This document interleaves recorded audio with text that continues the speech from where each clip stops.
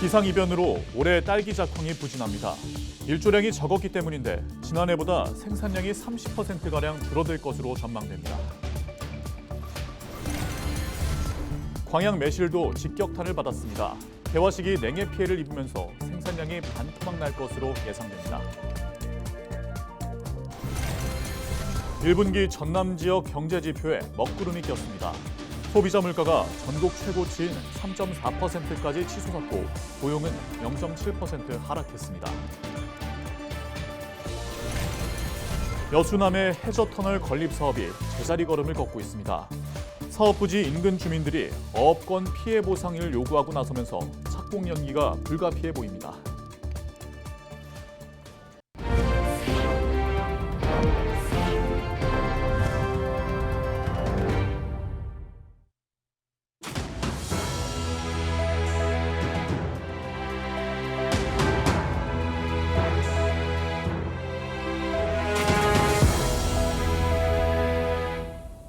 시청자 여러분 안녕하십니까? 헬로티비 전남 뉴스입니다.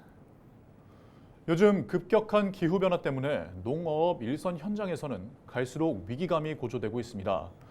작황이나 어획 부진 때문에 피해가 잇따르고 있는데요.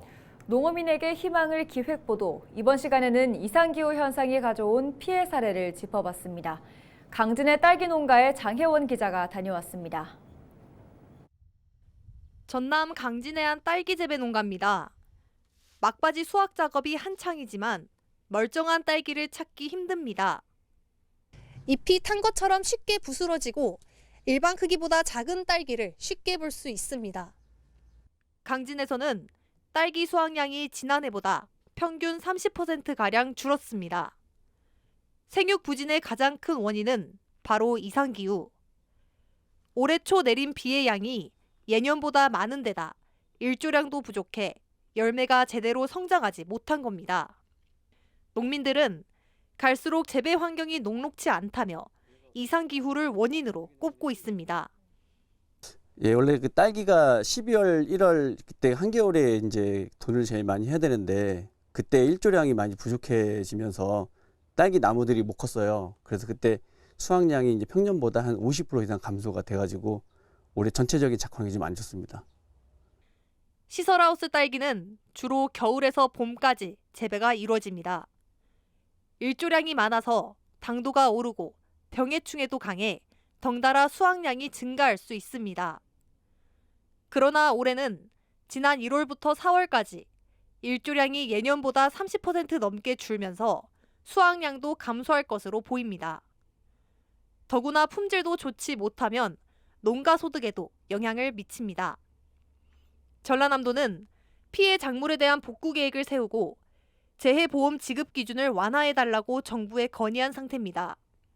저희 도에서 맨 처음 농식품부에 건의해가지고 이거를 재해로 인정받아서 재해조사를 진행을 했고요.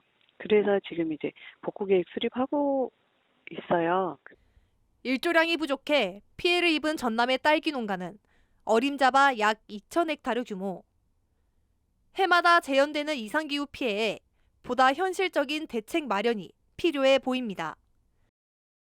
헬로티비 뉴스 장혜원입니다. 광양 매실도 이상기온 피해가 적지 않습니다. 다음 주 매실 출하를 앞두고 농가들은 수확에 한창 바쁠 시기인데요. 그런데 매실 농가들이 출하 여부를 놓고 고심하고 있습니다. 지난 봄 개화 시기 냉해 피해가 발생하면서 착과율이 50%대로 떨어졌기 때문입니다. 보도에 서경 기자입니다. 광양 다안면의 한 매실 재배 농가입니다. 나뭇가지 한 줄기에 40에서 50알씩 주렁주렁 달려있어야 할 매실이 보이지 않습니다. 다른 나뭇가지를 찾아봐도 열매를 맺은 건 두세 알 정도뿐입니다. 지난 3월 매화꽃 개화 시기에 기온이 급격하게 떨어지면서 꽃이 얼어버렸기 때문입니다. 꽃이 얼어 떨어지면서 수정이 안 돼 착과가 되지 못했고 그 결과 올해 광양 매실 생산량은 절반 수준에 그칠 전망입니다. 지난해에 이어 올해까지 2년째 이상기온 피해를 입은 광양. 앞으로 출하될 매실도 크기가 작아 상품성이 떨어진 매실은 폐기 처분 위기에 놓였습니다. 농가들은 이상기온 피해뿐만 아니라 치솟는 인건비와 매실 소비량 감소까지 삼중고를 토로합니다. 예, 저희 농원에서 정상적으로 매실이 이렇게 수확을 했을 때에는 보통 한 20톤에서 25톤 정도를 수확했었는데 8톤 정도 아니면 6톤까지도 이렇게 생각하고 있지 않나 이렇게 저는 이제 여기고 있습니다. 그리고 인건비 이런 것이 많이 이렇게 상승했기 때문에 광양시는 우선 농림축산식품부에 매실 저온 피해 보상을 건의했습니다.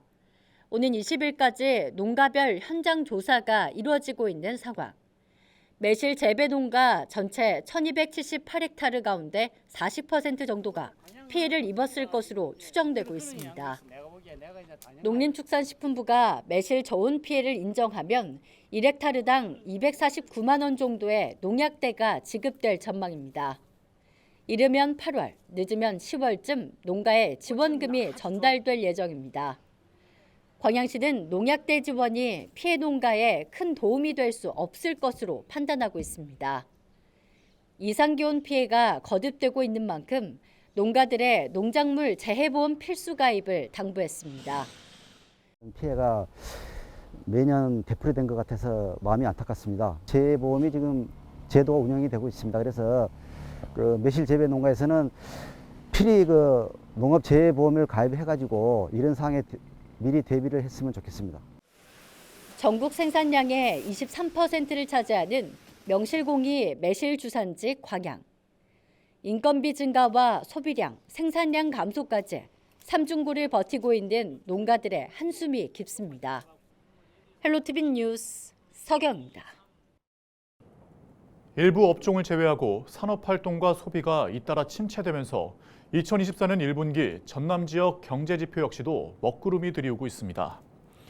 호남지방통계청이 조사한 호남 지역 올해 1분기 지역경제 동향을 보면 전남의 소비자 물가는 지난해 같은 기간보다 3.4% 상승해 전국에서 가장 높은 상승률을 기록했고 광공업 생산과 소매 판매는 각각 3%와 5.2% 감소했습니다.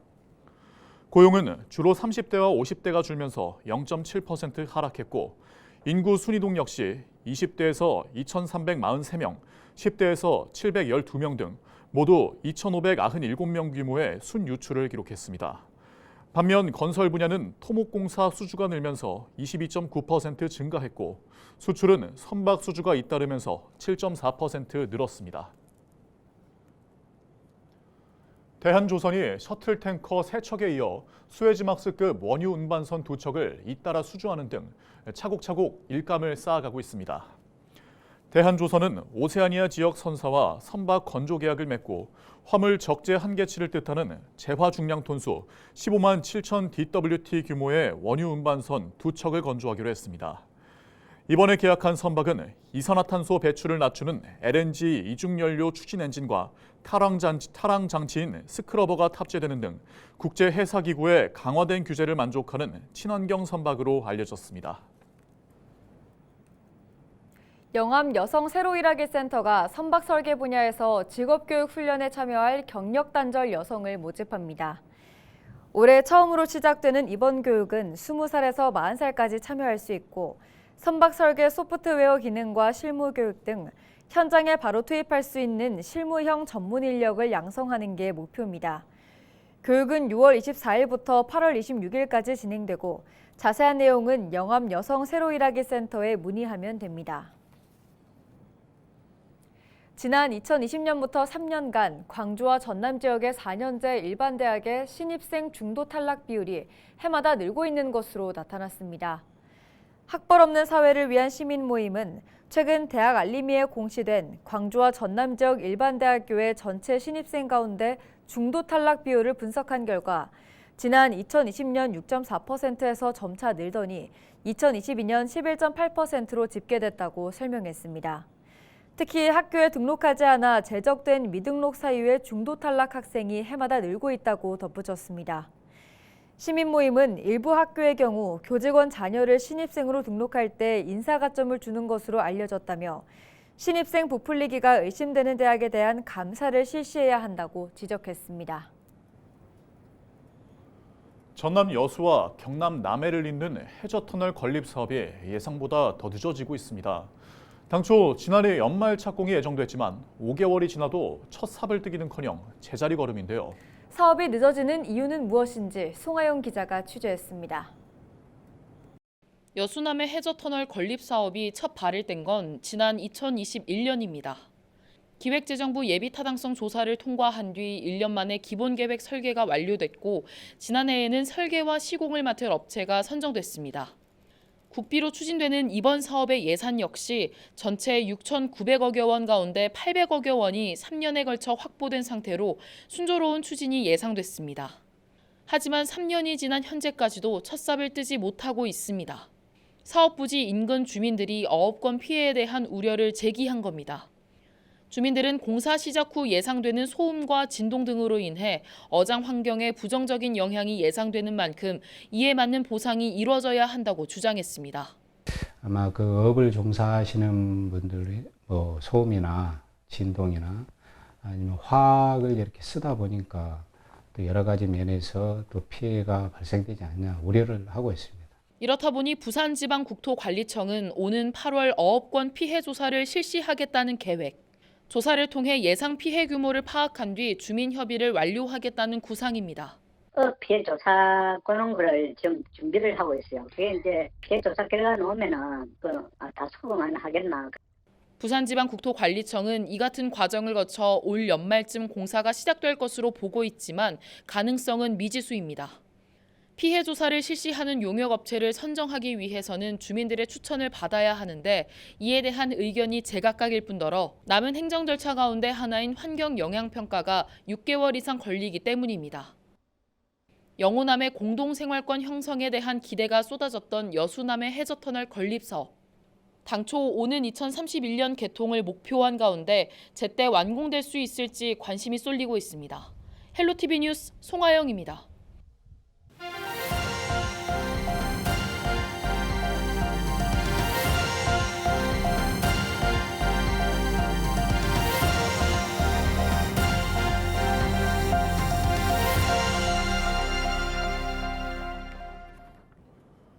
주말 사이 전남에서 크고 작은 사고가 잇따라 발생했습니다. 지난 11일 오후 1시 20분쯤 완도군 금이릅 동백리 앞 500m 해상에서 1톤급 양식장 관리선에 타고 있던 선원 3명이 바다에 추락해 2명이 숨지고 1명이 구조됐습니다. 이들은 사고 당시 선박이 선회하는 과정에서 바다에 추락한 것으로 알려졌습니다. 오전 11시쯤 영암군 3호읍에서는 작업 중이던 지게차에서 불이 나 900만 원 규모의 재산 피해가 발생했습니다. 전남교육청이 목포고등학교와 목포여자고등학교 통합 이전과 재배치를 본격적으로 추진합니다. 전남교육청은 최근 목포고에서 설명회를 열고 두 학교의 통합 이전과 재배치에 대한 지역민과 학부모 등의 다양한 의견을 수렴하고 미래 교육을 위한 통합고의 방향에 대해 논의를 이어갔습니다. 한편 목포 오감지구 대학부지에 설립되는 목포고와 목포여고의 통합고는 오는 2028년 3월 개교할 예정입니다. 오는 29일 개최되는 2024 대한민국 글로컬 미래교육 박람회에 세계 석학들이 참여하는 가운데 전남 지역 학생들이 전문가와의 토론 준비에 나섰습니다. 전남교육청은 이번 박람회에 마이클 샌델을 비롯한 5명의 세계 석학들이 콘퍼런스에 참가할 예정으로 나주고등학교 등 3곳의 학교 학생들이 이들과 미래교육에 대한 토론을 진행하기 위해 독서 읽기와 독서 토론 활동을 이어가고 있다고 설명했습니다. 전남교육청은 세계 석학과의 만남 질문 콘테스트 등을 통해 학생들의 주체적인 참여를 독려할 방침이라고 덧붙였습니다. 53회 전국 소년체전 개막을 앞두고 사전 경기가 모두 마무리됐습니다. 전국 소년체전 사전 경기는 지난 10일 기계체조 종목을 시작으로 축구와 하키, 야구, 테니스 등 오는 25일 개막에 앞서 각 종목별 경기가 치러졌습니다. 전남은 사전 경기에서 전남체육중학교 김민영 학생이 체조 개인 경기 철봉 종목에서 금메달을 획득했습니다. 이상으로 뉴스를 마칩니다. 저희는 언제나 지역민 여러분과 함께합니다. 시청해주신 여러분 고맙습니다.